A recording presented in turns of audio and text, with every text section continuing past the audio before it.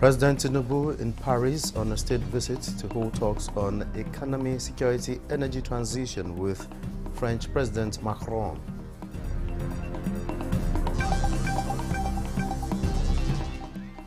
Senate set to pass tax reform bills meant for sustainable national development.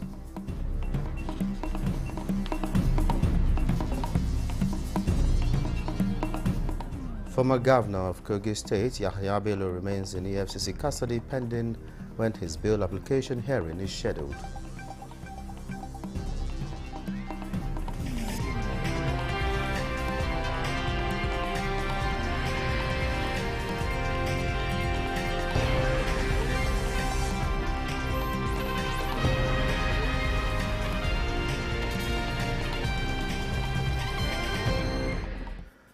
Hello and welcome to the news at 11 on Nta News24, live from Abuja. I'm Olajide Bello.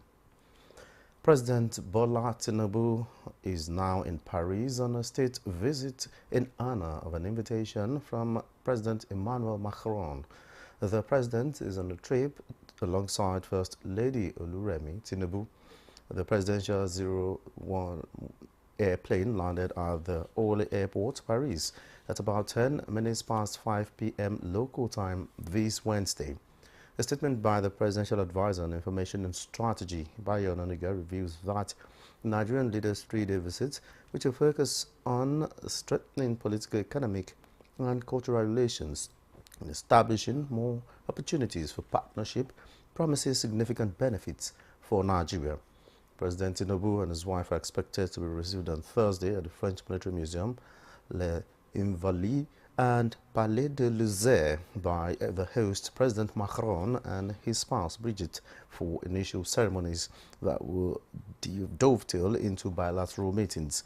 The two presidents are also to harmonize positions and stimulating more interest in exchange programs that focus on skill development for youth and improving their competencies in automation, entrepreneurship, innovation, and leadership. Both leaders will witness a session by France-Nigeria Business Council, which oversees private sector participation in economic development. Wife of the host and First Lady Oluremi Tinubu are also scheduled to discuss the Renewed Hope initiative and the interest for empowering women, children, and the most vulnerable in Nigeria. Nigeria has made a strong statement to strengthen governance, transparency, and collaboration from leaders and industry players to harness Africa's wealth for sustainable development. Vice President Kashim Shettima stated the nation's position at the inaugural International Exhibition of Extractive and Energy Resources in Abidjan, Côte d'Ivoire. The summit, with the theme Policies and Strategies for the Sustainable Development of the Extractive and Energy Industries, brought together leaders from across Africa to discuss innovative solutions for resource management and energy security. Vice President Shettima noted Nigeria's leadership in transparency reforms with the creation of the Nigerian Extractive Industries Transparency Initiative in 2004, stressing the importance of regional cooperation in addressing shared challenges. He described how restructuring the Nigerian National Petroleum Corporation under the Petroleum Industry Act 2021 into a commercial-oriented entity has transformed the sector. The Vice President reiterated the critical role of local content development in driving economic growth, saying through the Local Content Act of 2010, Nigeria has increased local participation in the oil and gas industry from 5% to nearly 30%. Vice President of the host country, Tremoko Melie Konni, highlighted the benefits of collaboration among countries and stakeholders in the energy and extractive industries, including cross-breeding of ideas, job creation, and greater maximization of natural resources for the well-being of citizens, while cautioning against pollution, climate degradation, and associated factors, especially in the mining sector. He said Côte d'Ivoire is doing its best to reduce emissions of environmental pollution. The Fiscal and Tax Reform team of the federal government brought more clarity to the tax reforms being conversed as members briefed the Senate highlighting the potentials of the reforms in growing the economy for sustainable national development. National Assembly correspondent Lamiale reports on this and other proceedings at the Senate. Since the transmission of the 4 tax reform bills to the National Assembly early October 2024 for consideration and passage, their implication to the economy has been a subject of discourse. The Fiscal Policy and Economic Team, in continuation of consensus building and creating awareness, briefed the Senate on the import of the reforms. Nigerians need to know, and we also want to know. Let's hear these people. Let's ask them questions. Many of the laws that we have in Nigeria today around taxation, we inherited from our colonial masters. And our policies, tax, fiscal policy, monetary policy, must facilitate sustainable growth and development for shared prosperity. Our nation's economic trajectory demands urgent intervention. These bills will not only prevent further economic decline, but also catalyze a rapid economic turnaround for our country. So please, let's all be patient. You can have your view, but let's be well knowledgeable about whatever we want to do. Though Senator Abdul Nengi and Senator Mohammed Ali Ndume had made attempts to have the briefing suspended, citing breach of protocols in the Senate standing orders, the Deputy President of the Senate was quick to draw their attention to the fact that the Senate could decide to suspend the standing order for exigencies and therefore rule them out of order. Other features at plenary include the second reading of the bill to establish Federal College of Skills Acquisition and Technology, Agulu, in Anambra State, sponsored by Senator Victor Omeh, and bill to establish Federal Capital Territory Satellite Towns Development Commission, sponsored by Senator Aliu Wadada. Emphasis is placed on skills acquisition. Get our youths to acquire the skills and begin to offer these services in the construction industry and in our various homes. This bill is passed, will ameliorate the infrastructure deficit, manage urban sprawl, promote sustainable development within the FCT satellite towns. In another development, the Senate has opened an investigative hearing on the non-completion of Odukpani-Itu Highway, during which the Senate Committee on Works expressed displeasure over non-appearance of those concerned. We resolve the MDs of CCECC and Julius Berger have been given 1 week to formally appear before this committee. We saw someone. Through the current administration, the plight of the people of the South, South, and Southeast through that terrible road will be brought to an end. From the National Assembly, Lami Ali, Nta News. And processes leading to the presentation of the 2025 appropriation bill are gaining momentum as the House of Representatives this Wednesday passed the medium-term expenditure framework and fiscal strategy paper for 2025 to 2027 as submitted by President Bola Tinubu. National Assembly correspondent Mitari reports on the key assumptions and other resolutions at plenary. The passage of the medium-term expenditure framework and fiscal strategy paper for 2025 to 2027 followed consideration and approval of recommendations of the Joint Committee on Finance as well as National Planning and Economic Development. The House adopted the projected oil benchmark prices pegged at $75 per barrel for 2025 as well as $76.2 and $75.3 per barrel for 2026 and 2027. Domestic crude oil production for 2025 is projected at 2.06 million barrels per day, GDP growth rate at 4.6%, while the exchange rate is pegged at 1,400 naira to the US dollar for the next 3 years. And to get to this projection level, the operators of the NUPRC gave us the details. As of today, they are above 1.8, they are closer to 2 million. As at yesterday, the production rate was 1.05 barrel. Yesterday, 26. We can look at the facts. These are things that will actually help us in proper planning. We just need to look at the increased victories by our security forces, the huge investments coming up on road infrastructure.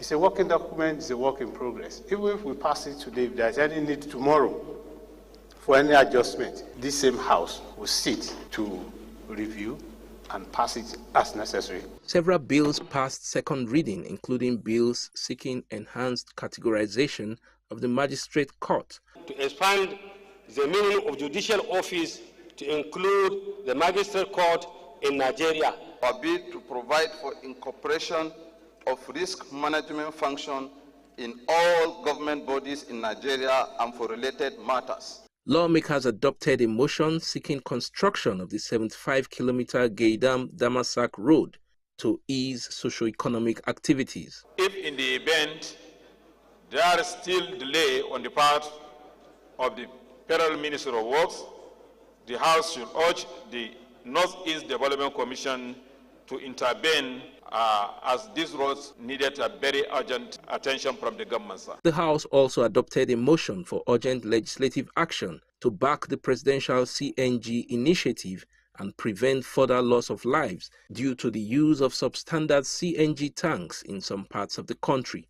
From the National Assembly, Mitaire Ikwen, Nta News.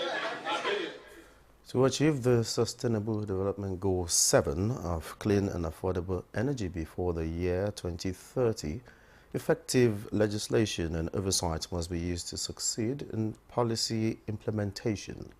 These are the views of key players of the 6th series of the National Legislative Conference 2024 on compressed natural gas CNG in Abuja. Muhammad Rabiu Ali reports. Coming from the rising cost of energy to legislative pathways to a sustainable future, enhancing energy security, thereby reducing transportation costs, lowering carbon emissions through compressed natural gas CNG policy. The conference brought forward legislators, civil society groups, the media, influencers, and other stakeholders to address critical issues with the energy sector, particularly the CNG. The policy for gas was not so well thought out, and therefore we did not really give it the proper legislative backing. The presidential initiative estimates that we would have 150,000 units of vehicles using CNG by the end of this year. People are very much worried about its disadvantage, particularly looking at its effect to our ecosystem. But I believe with proper maintenance, proper structure put in place, and then if the drivers and movers of the project are serious, definitely it's a good project for Nigeria to have its own CNG project and conversion kit. As noted in a report by the World Economic Forum, Africa has a significant role to play in the energy transition, but its success depends on how its government can harness legislative framework to support investment in renewable energy. We must change the way we think about energy, transportation, as well as environmental responsibility. It is clear that policies centered around energy security, cost-effective transportation, and environmental stewardship must be at the forefront of our legislative agenda. Experts believe that more sensitization needs to be done about CNG for people at the grassroots. At the end of discussions on communicating the CNG policy and its benefits to Nigerians, regulatory frameworks and oversight, ensuring transparency and accountability in the CNG policy, the future outlook is bright. Muhammad Rabiu Ali, Nta News. You're watching the news at 11 on Nta News 24. More reports when we return.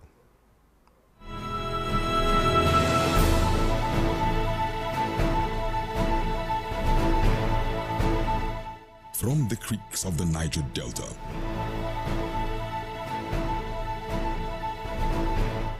to the breathtaking scenery of the plateau,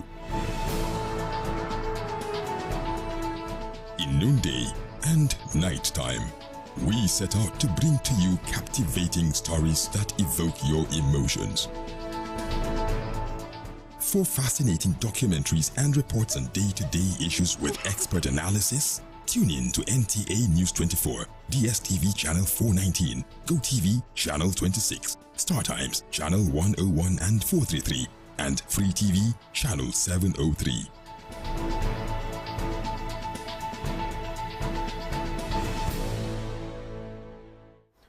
Thanks for being there. And now to the judiciary. Former Governor of Kogi State Yahaya Bello has been remanded at EFCC custody till December 10, 2024, when the court will deliver a ruling on his bail application. Judiciary correspondent Austin Ibe reports that this was after his arraignment and argument on his bail before the court. After taking plea of not guilty, the former governor was remanded to EFCC custody till December 10, 2024.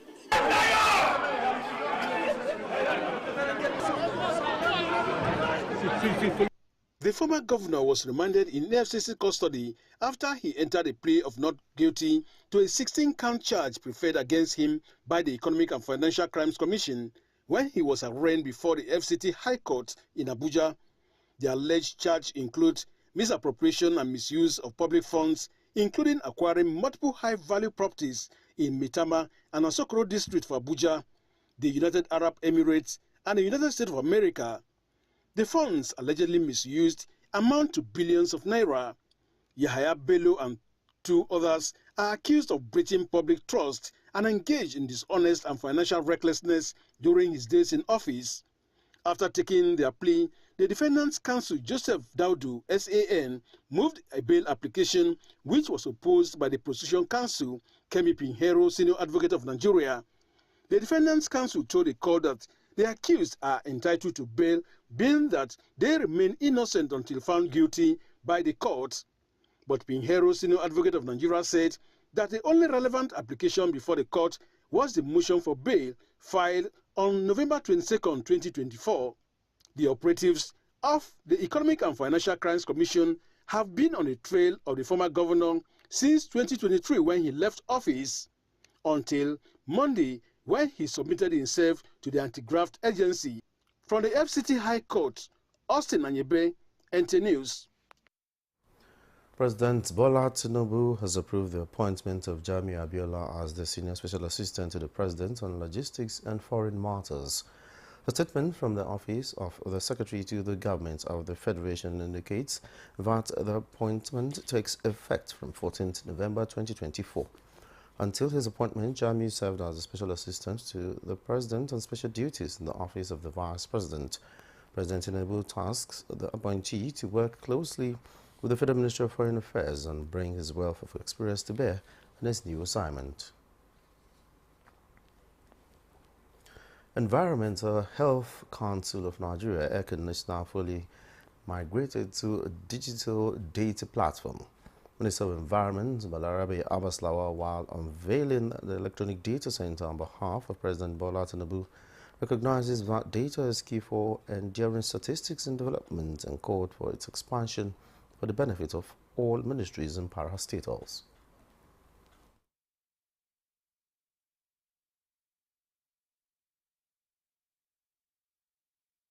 This attempt by ECON can be copied by other bigger certificate issuing authorities like WAEC, like JAM, and other certificate. Even the universities can also take this into cognizance. The entire civil service are supposed to go digital. ECON Registrar Mohammed Baba says the project is set to reduce all bottlenecks as well as improve performance.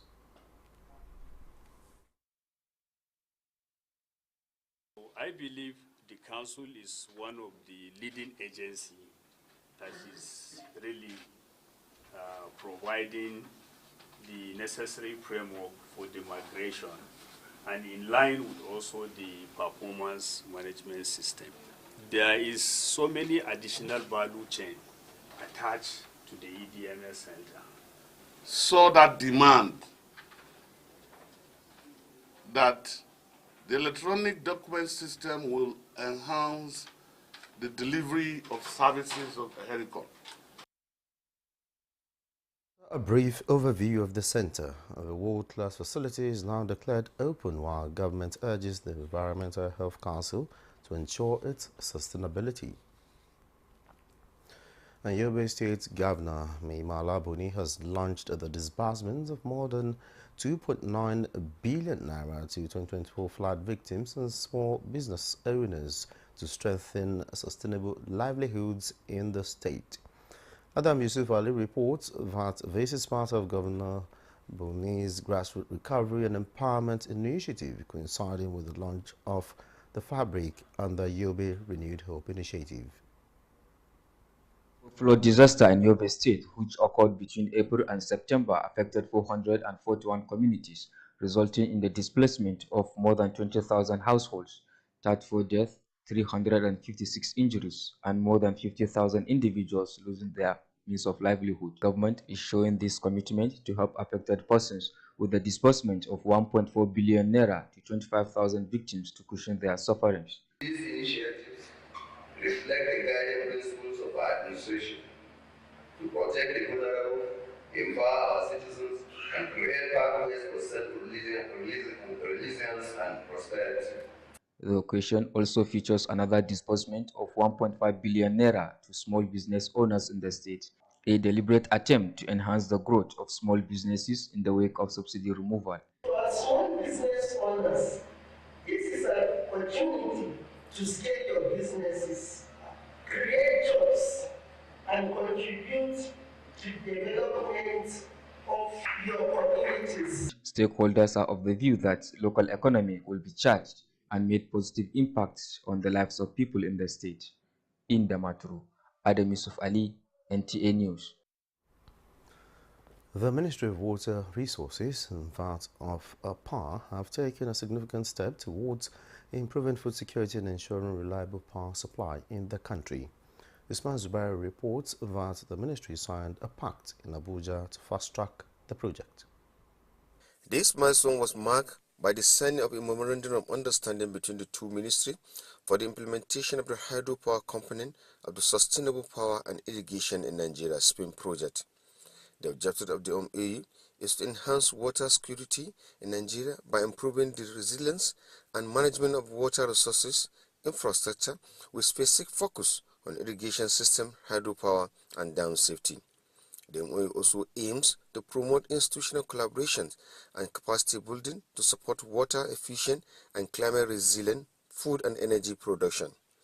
Minister of Water Resources and Sanitation, Professor Justice Taliman Yusuf, reaffirmed that the SPIN project, financed through the World Bank, is strategically designed to strengthen food security and enhance access to water, particularly for undeserved communities across the nation.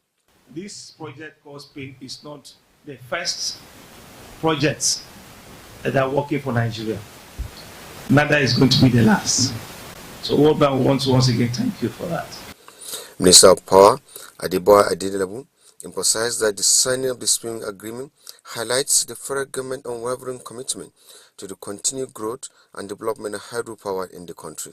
We deeply value this partnership and we look forward to achieving significant strides through our continued collaboration, cooperation, and partnership. Chairman of the preparatory team for the SPIN project, Ahir Abdul Karim, present an overview of the SPIN project. Responsible Nta News. You're watching the news at 11 on Nta News24. Another look at our major stories. President Tinubu in Paris on state visit to hold talks on economy, security, energy transition with French President Macron.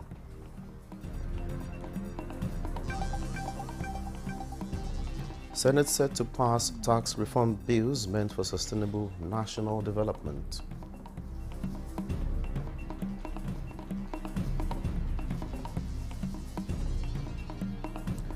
And former Kogi State Governor Yahya Bello remains in EFCC custody pending when his bail application hearing is scheduled.